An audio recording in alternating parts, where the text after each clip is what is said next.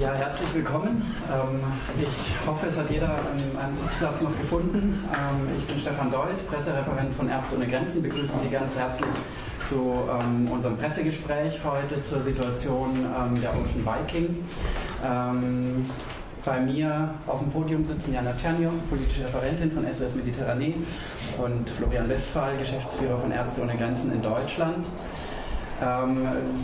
Heute sind es genau 2 Wochen seit der ersten Rettungsaktion der Ocean Viking im Mittelmeer.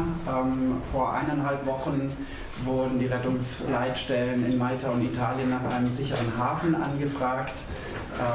Bislang haben wir keine Lösung dafür und deshalb wollten wir Sie gerne heute einladen, um eben die aktuelle Situation an Bord der Ocean Viking darzustellen und eben auch tatsächlich die Diskussion um den sicheren Hafen genau, dass wir einen sicheren Hafen brauchen. Ich sage kurz, wir haben relativ viel vor. Wir hätten natürlich am liebsten eine Direktschalte auf das Schiff gemacht. Das ist leider aus technischen Gründen nicht möglich. Solange die Ocean Viking in internationalen Gewässern weit weg vom Festland ist die Internetverbindung einfach nicht gut genug für eine ständige Verbindung. Was funktioniert, ist Kommunikation über E-Mail und über Audio-Messages und wenn man etwas Geduld hat, auch über Videos. Deshalb haben wir 2 Botschaften von Crewmitgliedern der Ocean Viking. Die würden wir jetzt gerne als erstes abspielen. Und danach werden wir auf Englisch wechseln und haben 2 Schalten zu den Teams, die praktisch also den Einsatz auf der Ocean Viking leiten. Das ist anders als in der Einladung stand nicht Frédéric Pénal von SOS Mediterranee aus Marseille, sondern Max Avis. Und dann werden wir versuchen zu schalten nach Tripolis in Libyen zum Einsatzleiter von Ärzte ohne Grenzen, der die Einsätze eben im Mittelmeer und in Tripolis leitet. Und danach haben Sie auch natürlich die Gelegenheit, Fragen zu stellen und Jana und Florian werden Ihren Input geben. Ich würde gerne starten, Lukas, mit dem ersten Bericht von Bord. Sie sehen hier Stefanie. Stefanie ist Teil des medizinischen Teams von Ärzte ohne Grenzen. Sie hat uns gebeten, ihren Nachnamen nicht zu nennen, was angesichts der polarisierten Debatte in Deutschland verständlich ist, einfach weil unsere Mitarbeiter befürchten müssen, sonst jede Menge unangenehme Nachrichten auch über Social Media zu bekommen. Das respektieren wir natürlich. Stefanies Hebamme ist die Leiterin des medizinischen Teams an Bord und sie hat uns folgende Audionachricht geschickt, indem sie eben die medizinische Situation schildert. Wir haben jetzt 356 Menschen an Bord, Männer, Frauen und Kinder und über 90 unbegleitete Minderjährige.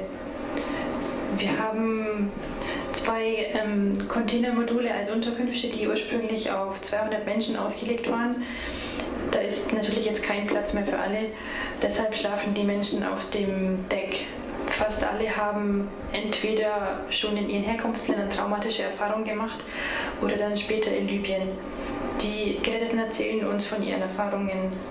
Sie erzählen, warum sie von zu Hause weg sind. Viele enden früher oder später in einem der Internierungslager oder bei Menschenhändlern, wo sie oft für Monate oder Jahre herumgereicht werden. Dort erleben sie viel Gewalt. Das bezeugen auch die vielen Wunden, die sie über den Körper verteilt haben. Das sind Messerstichverletzungen, Verbrennungen mit heißen Flüssigkeiten oder Plastik, Schlägen mit Stöcken oder Gewehren. Manche haben auch Wunden von Explosionen oder Gewehrschüssen und dann natürlich von sexueller Gewalt. Wenn wir mit den Geretteten sprechen, erzählen über 50%, dass sie gesehen haben, wie jemand vergewaltigt wurde, egal ob Männer oder Frauen. Allgemein ist es unfassbar, wie traumatisiert sie alle sind von der Gewalt, die sie erlebt haben. Vor allem die, die noch sehr jung sind, minderjährig sind. Ich habe einen 17-Jährigen in meiner Klinik behandelt. Sein Körper ist übersät mit Messerstichverletzungen und Verbrennungen unterschiedlichen Alters. Er hat 3 Jahre in Libyen verbracht, seit er 13 war. Wir sehen auch, dass die Anspannung insgesamt ansteigt, provoziert durch das Warten. Wir sehen auf den ersten Blick natürlich die körperlichen Wunden und behandeln sie, aber die seelischen Wunden sind oft viel tiefer und unsichtbar. Die traumatischen Erfahrungen, die sie gemacht haben, brauchen Zeit und Raum, um zu heilen, um verarbeitet zu werden. Und das hatten die Menschen bisher nicht. Im Gegenteil.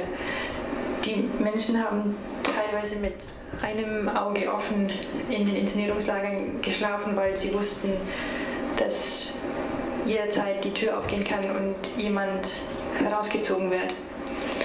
Die Tatsache, dass sie jetzt dieser Situation ausgesetzt sind auf einem Schiff mit beschränktem, sehr engem Platz, es gibt keine Rückzugsmöglichkeiten. Die Kapazität unseres Teams, erste psychologische Hilfe zu leisten, ist auch begrenzt. Die Menschen sind verunsichert. Sie haben keine Kontrolle über ihre Situation oder ihr Leben oder was als nächstes passiert. Sie sind frustriert. Sie haben Angst.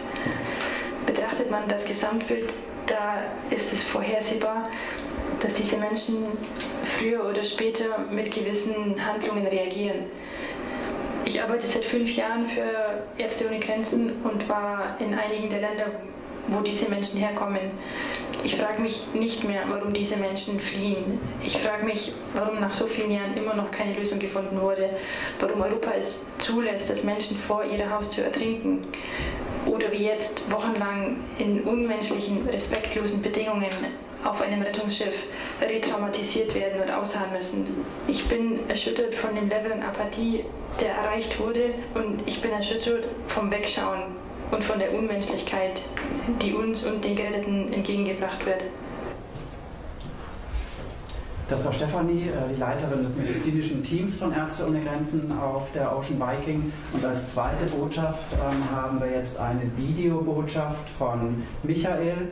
Er ist Sanitäter und Medizinstudent und ist Teil des Rettungsteams von SOS Mediterranee auf der Ocean Viking. Mein Name ist Michael, ich bin Teil des Rettungsschiffs von SOS Mediterranee auf der Ocean Viking. Und wir sind in einer Situation, in der mittlerweile 2 Wochen seit der ersten Rettung vergangen sind. Das ist nicht akzeptabel, das hier ist ein Rettungsschiff und dass dieser Standoff so lang ist, bringt uns in eine Situation, für die wir nicht ausgerüstet sind. Wir müssen Wasser für Duschen rationieren, die Leute schlafen seit langer Zeit auf dem Deck, auf dem Boden. Und es ist keine Frage davon, wie lange wir hier noch bleiben können, wie lange wir die Situation aushalten können oder wann wir medizinische Notfälle beobachten werden, die wir nicht mehr behandeln können, die MSF nicht mehr behandeln kann, sondern es geht darum, diese Menschen so schnell wie möglich in einen sicheren Hafen zu bringen, in den sicheren Hafen zu bringen, der ihnen zusteht. Als wir die Menschen an Bord der Ocean Viking gerettet haben, haben wir Situationen vorgefunden, die absolut Seenotrettungsfällen entsprachen. Die Schlauchboote waren maßlos überladen. Darüber hinaus sind sie völlig seeuntauglich. Wir haben während einer Rettung das Platzen eines Schlauchs beobachtet, Leute sind ins Wasser gefallen. Das kann jederzeit passieren. Die Situation ist völlig unberechenbar und sehr gefährlich. Darüber hinaus weisen die Leute Zeichen physischer und psychischer Folter auf. Und es ist nicht akzeptabel, dass wir in dieser Situation gestrandet sind. In der Geschichte der Seefahrt ist es immer die Tradition gewesen,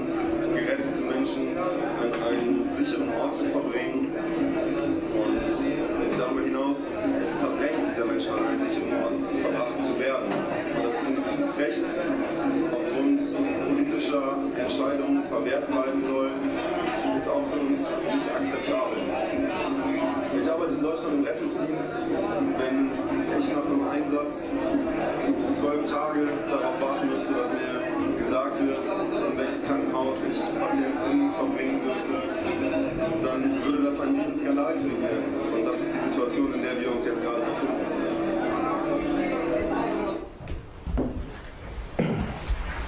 Das die beiden Botschaften von der Ocean Viking. Und ich würde vorschlagen, dass wir jetzt direkt versuchen, wir haben hier schon die Leitung nach Marseille. Eben unser Gesprächspartner ist Max Avis, Max und geschrieben A-V-I-S.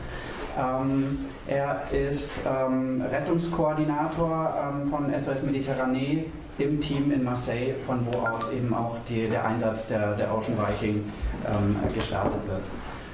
Max, can you hear me? Yeah, I can hear you well, David. Stefan, yeah, nice to have you here. Can you give us a short update about the rescues that have taken place and the 356 persons on board and the situation they are facing at the moment? Yeah, absolutely, and I'd also like to kind of see that within a wider rescue framework. So my job has been in search and rescue for about 8 years now. The job of this search and rescue community is to prevent loss of life at sea, and it's been formed, and it's a system that has been formed over many, many years of tragedy, and it's been built to prevent that. And what I want to tell you about today is really how that whole system has failed, and that's resulted in what's going on board right now. And the failure of that system has only one direct effect, which is increasing loss of life. Yeah, you fail at that job, more people die, and it's that simple. So yeah, as far as our scenario goes, those guys on board are professional rescuers. They've been dealing with, about 50% of our team has dealt with already over 1,000 rescues. 1,000 people rescued, sorry. They've been dealing with 2 to 3 mass casualty events per year for the last 3 years. These guys are very skilled at this unique type of rescue, and they've been building frameworks on dealing with that, training programs. They're the best at what they do in the world, in my opinion. But to rescue, you need to locate, assess, stabilize, and transport these people to a place of safety. And that rest of the system, so the location and transport, is completely failing us and causing loss of life, because without all of those steps, people are going to die. So these boats were found by binoculars from the bridge, which is like finding a needle in a haystack out there. All the location side, which is the responsibility of various states and operators in the area, has completely failed us. In addition, the teams did a great job. They had some really challenging rescues. They had one where part of the boat was actually destroyed during the rescue. People were in the water. They dealt with it very calmly, very professionally, and by the book, really. So great job there. But now they have to get these people to a place of safety, and that's completely fallen apart around them. And that is the obligation of the states involved. That is not the job of the people on board. If that system doesn't work as a whole, it's going to be a complete failure. So that's what we're watching now. That's the failure we're seeing here. And that is going to have a direct, and already has potentially effect on numbers of people lost. Just to give you a sense of what's going on board as well, I mean, we have 63 wound dressings going on a couple of days ago. It's been 14 days since the first rescue, so you imagine these people are traumatized. They've been through exhausting experience. I tell you from experience, having done this for a long time. Doing 4 rescues in 4 days is no joke. This is an immense amount of people and very stressful. And then to be stuck on board, having to, with no end or hope in sight, is again just adding to that stress and tension. And nowhere else in the world are people expected to deal with these kind of conditions. So really, back to the beginning. Doing effective rescue is a system. It's not about individual ships. It's about how the whole thing works together. If you don't take responsibility for your obligations, and this time we're talking about the states that surround us, more people are going to die. And even if we have the luck to resolve this solution in the next few days, until we have an effective and speedy disembarkation solution that is not ad hoc, it's set up, we're just going to see more and more people die out there. Thank you, Max. Can you give us a short summary of the situation on board at the moment? My understanding is, due to the immense preparation that's gone on, sadly there's a lot of resilience in the team, and it shouldn't be there. That's why I almost feel bad talking about it. It's like these guys are doing an incredible job. They're keeping very calm. They have absolutely no certainty of where they're going to go. Normal food stocks are running out, so within 5 days we might have to come up with ad hoc solutions to feed people. Prevention to normal ship operating systems means that we also have restrictions as to the speed we can go because of fuel supplies. So it's a very tense situation. They've been through a lot. Like I say, one of these rescues was a critical rescue with people in the water, so they must be exhausted already. And I was on the Valencia trip, and that was only 6 days. We're talking 14 days now, so a much more exhausting ordeal with far less visibility on where you're going. And when you're in that situation, you're exhausted, you're tired, you're vulnerable, and you're traumatized from a crushing or a shipwreck, which actually happened in this environment. You need clarity, you need certainty, and to deny people that is having an immense effect on board as far as tension goes, but at the same time, in the sea around them, you know, we're being denied essentially access to operate in the SAR zone because we're being held up on the standby. So other people are dying. And those people on board must know that in a very personal way because they've seen it happen so many times. So it must be very frustrating, very exhausting, and I have a big respect for the professionalism that I'm seeing and the resilience I'm seeing with the teams on board. Gibt es Fragen? Are there questions to Mark Avis? Max Avis? Anyone? Das ist jetzt die Gelegenheit zur aktuellen Situation auf dem Boot Näheres zu erfragen. Then, how are negotiations going on with the authorities? The question is, how are negotiations with the authorities going on? My understanding is that because there's an ad hoc solution to each of these events, there's a lot of discussion, and it's very hard to say when any kind of solution will be had. So, you know, it could happen any time. It could happen in 2 weeks. Some of it. It's very hard to. That's the whole problem. Is there's a lack of predictability. This could be resolved in, you know, 1 day. It could be resolved in 2 weeks, and that can't be happening. So. People are caring, but the solution is only going to be a good one when we have a standard approach to these kind of problems.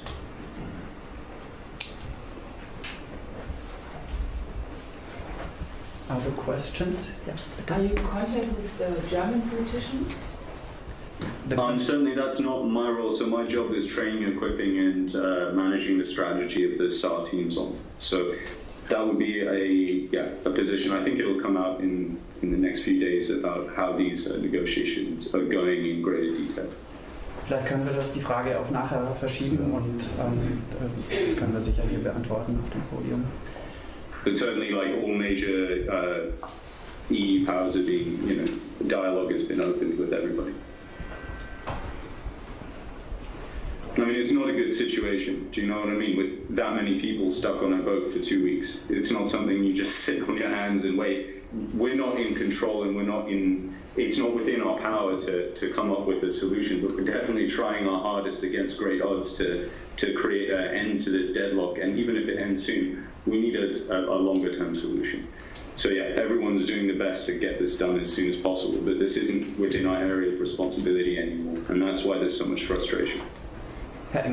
Yes, Max, you said you're running out of food and supplies. How long exactly will that last? How will you get more food, more water, for example? How far are you offshore?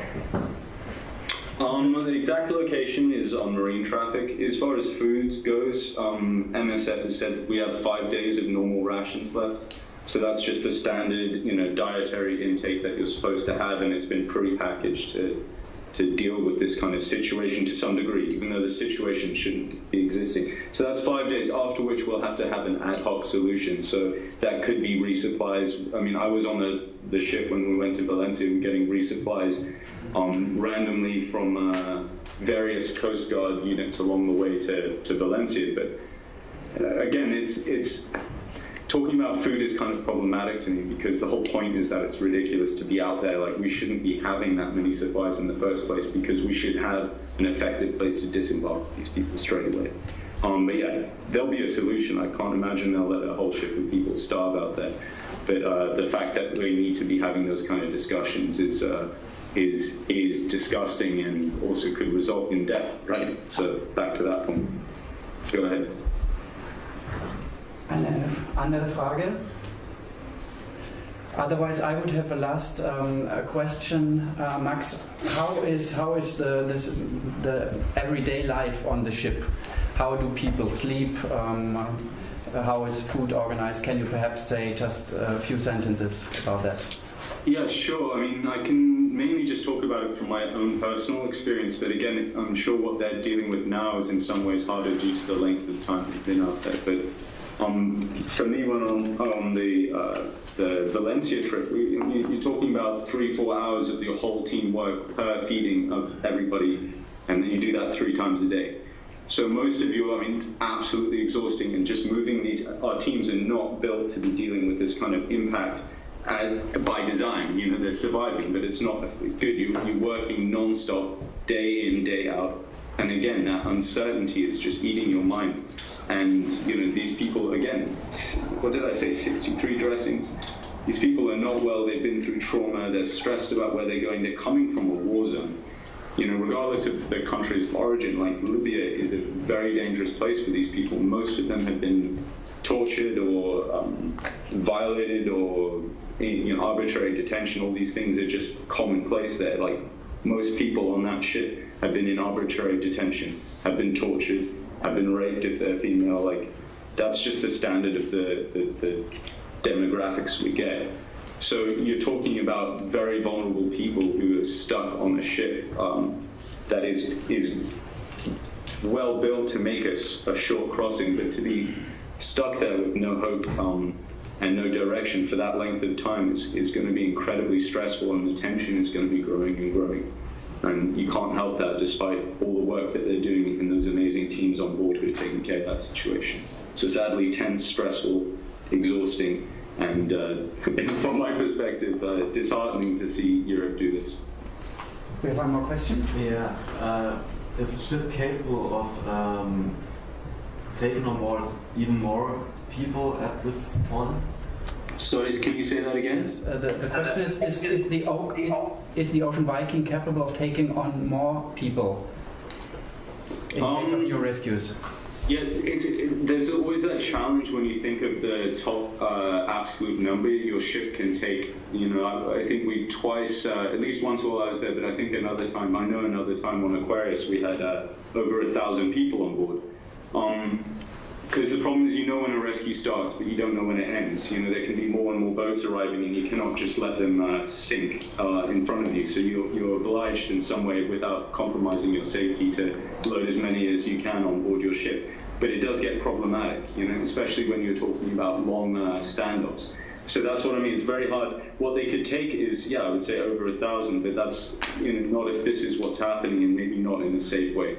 So we very much try to avoid that situation, and again, we need to rely on the support of the wider SAR community and system to ensure that kind of stuff doesn't happen. But it's very hard to establish an absolute maximum number, because you can't just let someone stay in the water. At the same time, you have the safety of your ship, and with that many people on board, once you're getting above 600, you have to actually make sure people don't walk from one side of the boat to the other too quickly. Because, for example, you see land for the first time and everyone goes, it can actually, the distribution of people can actually shift the weight or the trim of the whole vessel.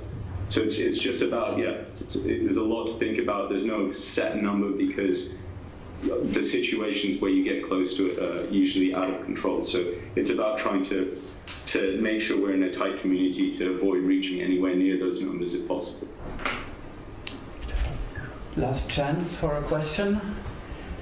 Otherwise, I say thanks a lot, Max, for this input. Thank you. And yeah, we hope there will be a solution soon. Me too. And again, a longer-term uniform and standardized solution is what we're after, not just, and, you know, we'll all be relieved when these guys get to shore, and I'm sure they will as well. that this is just going to go on, and that's what's so depressing about it, is seeing it happen over and over again to different ships and potentially to us again once this is resolved. We need something standardized here. But thank you, David. Thank you. Wir versuchen jetzt, denke ich, gleich die nächste Schalte, diesmal auf die andere Seite des Mittelmeers nach Tripolis.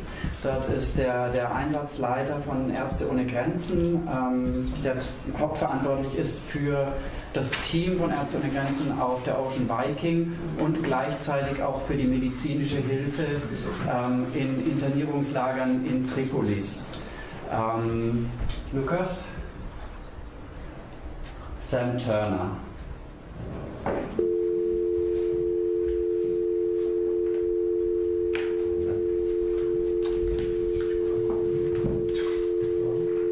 Wir sehen ihn schon, aber mit dem Ton haben wir noch Probleme.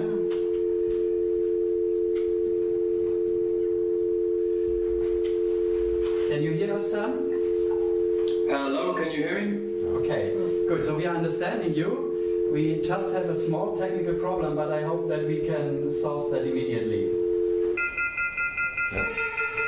So. I'm sorry, I'm not hearing you well. Yes.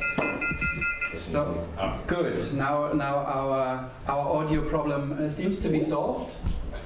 Okay. Ein zweiter Versuch.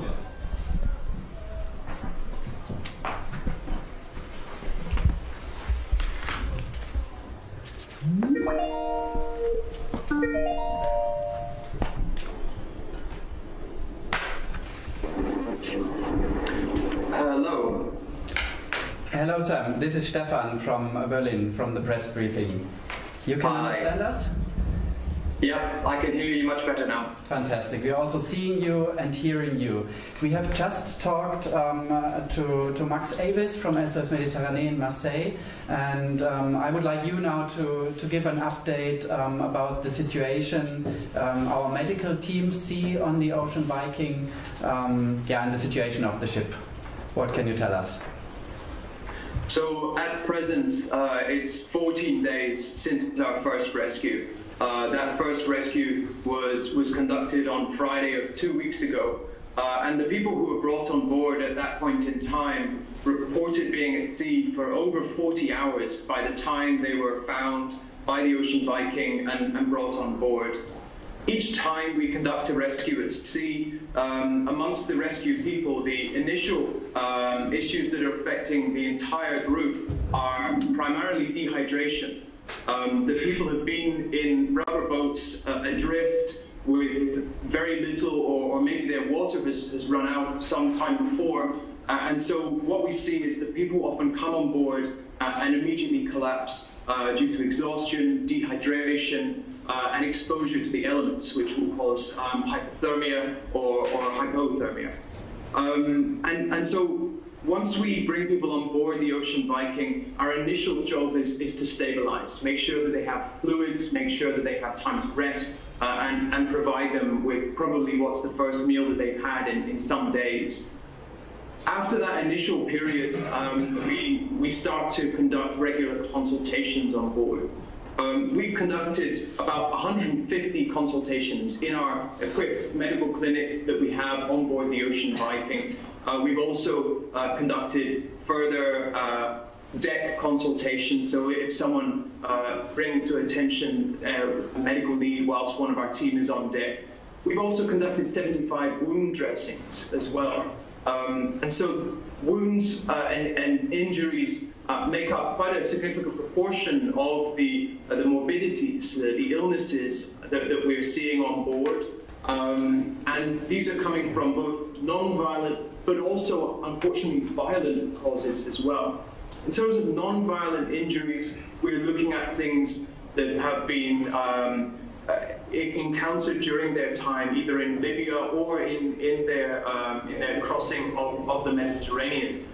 These could be fuel burns from gasoline from the engine on the boat, but also injuries that have become infected due to their time in detention centres or their time on the run in Libya. that have become infected, often due to lack of medical treatment. Then when it comes to violence-related injuries, we have seen a large number of violence-related injuries amongst those on board the Ocean Viking. We have spoken to people who've been trapped on the front lines of the fighting in Libya. We have spoken to people who have lived through the airstrike on Tadjoura Detention Center, where approximately 60 people were killed in early July and a further 70 injured. We have also spoken to people and treated injuries of those who have experienced horrors during their time in Libya.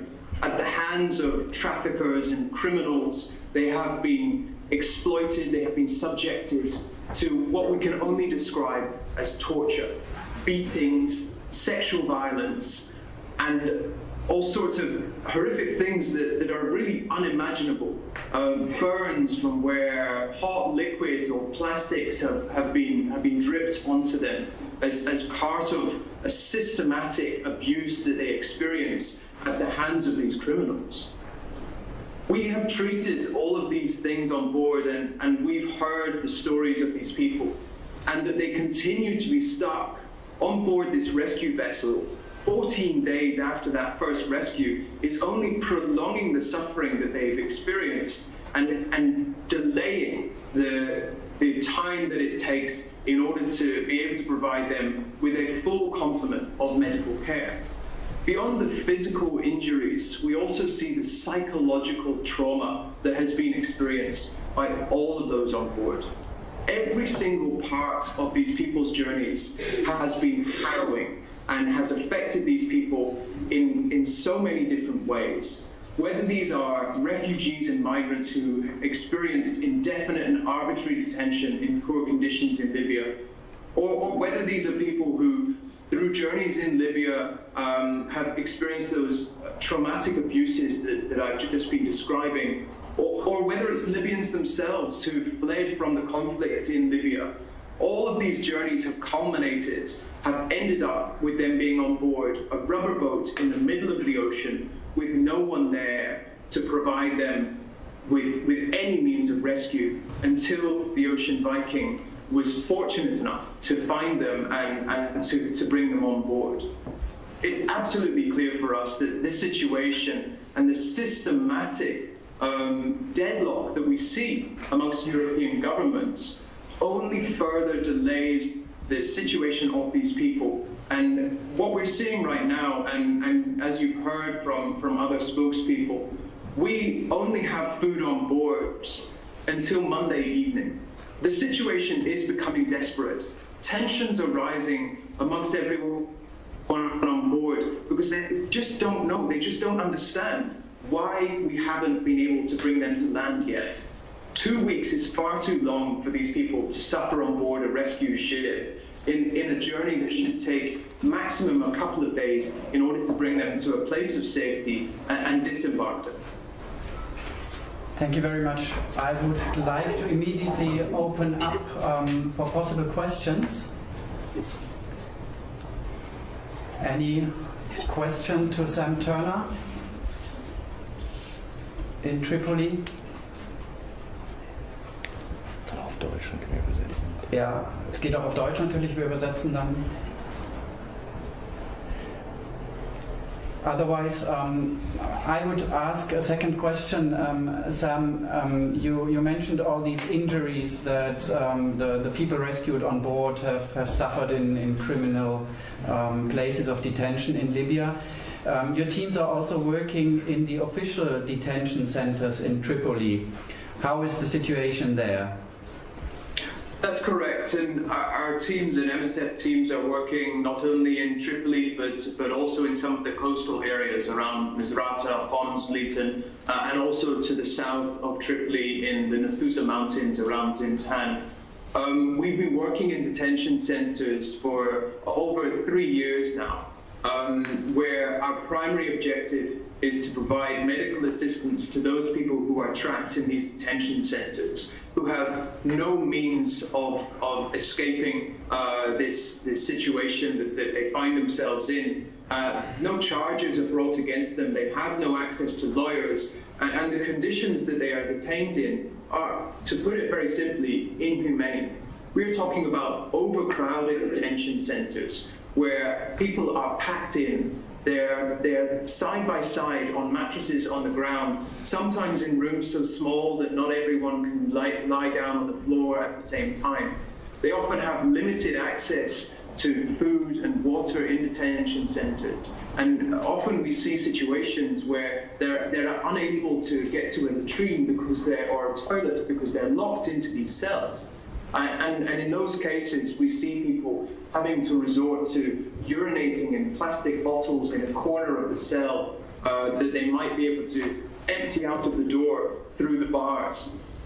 Obviously, this situation is absolutely impossible to continue, and yet it continues year after year. We have now seen stronger calls from European politicians that detention should end, and there are negotiations ongoing with the government of Libya about how that can be achieved. And yet so far we have not yet seen real signs of progress.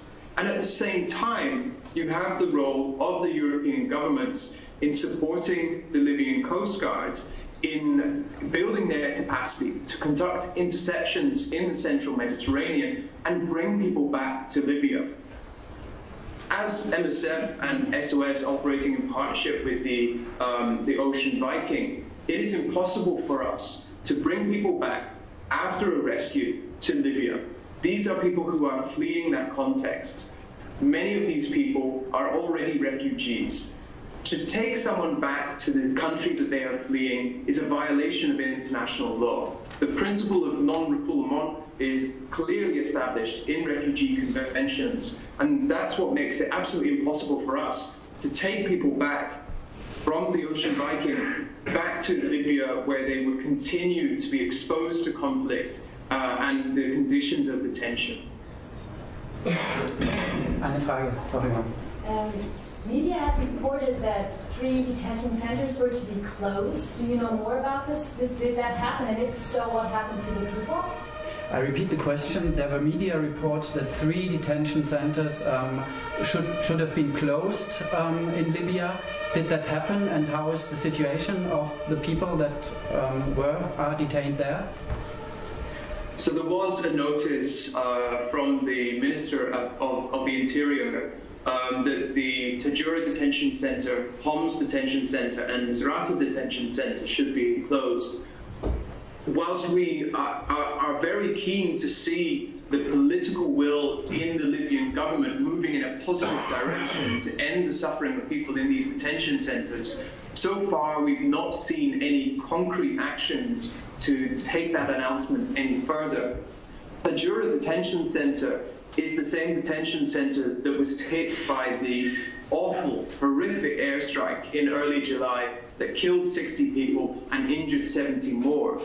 That detention center was emptied in the week following the airstrike, but shortly after that, it resumed business as usual. People have still been detained today in Tajura in Tajura Detention Center. The rubble that was in the aftermath of the airstrike has been cleared up, and the detention center has been put back into use. We are hearing once again the traumatic experiences of the people who survived that airstrike, who have fled Libya and are now on board the Ocean Viking. And it is really horrific to think that once again people are being detained in that place, which is the graveyard of so many whose names will never be known. Thank you. I look around. If there's other questions, gibt es noch Fragen? Maybe just on the number of detainees, is that 5,600 still like UNHCR reports? The question is about the numbers of the detainees in official detention centers in Libya, whether this is still 3,500 as was mentioned. So the 3,500 number that I believe you're referring to from UNHCR is the number of people of concern to UNHCR who are currently in detention. That means refugees and asylum seekers. There are in total around about 4,900 people in detention overall, the remainder of those people being migrants. But as illustrated by these numbers, over 70% of the people trapped in these detention centers, some of which are being directly affected by conflict and all of which are consistent in terms of the inhumane conditions, 70% of these people are people who are deserving of international protection under international law. What we continue to see is that refugees and asylum seekers are getting stuck in these places for lack of solutions to be able to take them out of these detention centers. We have been consistently calling for the evacuation of the populations from these Libyan detention centers out of Libya. It is the only way that they can be offered safety from the conflict and safety from those criminal groups who would seek to exploit them. Thank you. Is there any other urgent question? Otherwise, I ask a last question. Back to the Ocean Viking, you explained all the health conditions and injuries our teams treat. How is the health condition and the mental health of the people on board developing? Can you say anything now with some people being more than 2 weeks at sea already?